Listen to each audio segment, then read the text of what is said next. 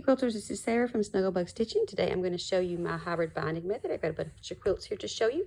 My hybrid binding method came about because when I initially started quilting, the binding was what I thought to be the most stressful part.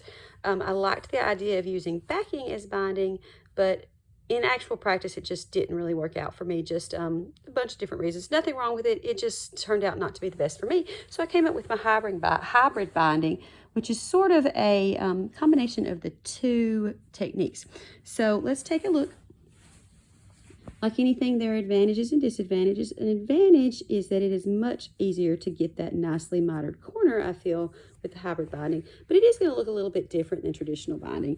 You can see here, seam there as opposed to that miter there, and there is always going to be a seam showing at the corner and you can't avoid it.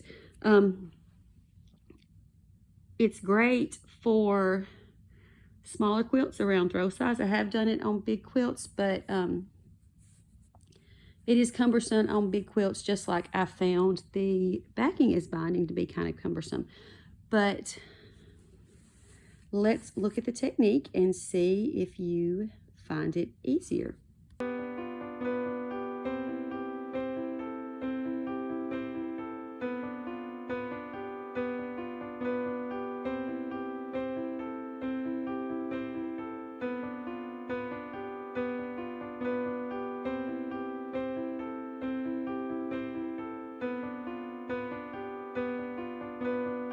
That glue I'm using in the video is Elmer's washable school glue.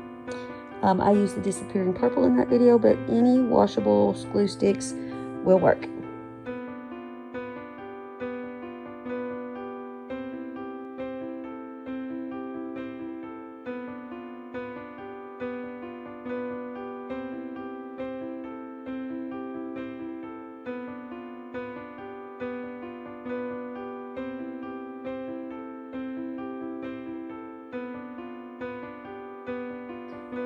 And once you get all that binding glued in place, since you're going to heat set it with your iron, it's going to be a lot easier for you to go take that binding to your sewing machine and put the top stitch on it, because it's going to stay in place for you. You won't have to take time to pin or clip it, or you won't have to worry about flipping it over as you go.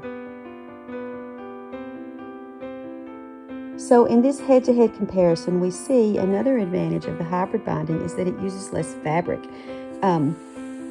2.5 inch strips in traditional binding is going to make for a thinner binding than, say, 2 inch strips with your hybrid binding.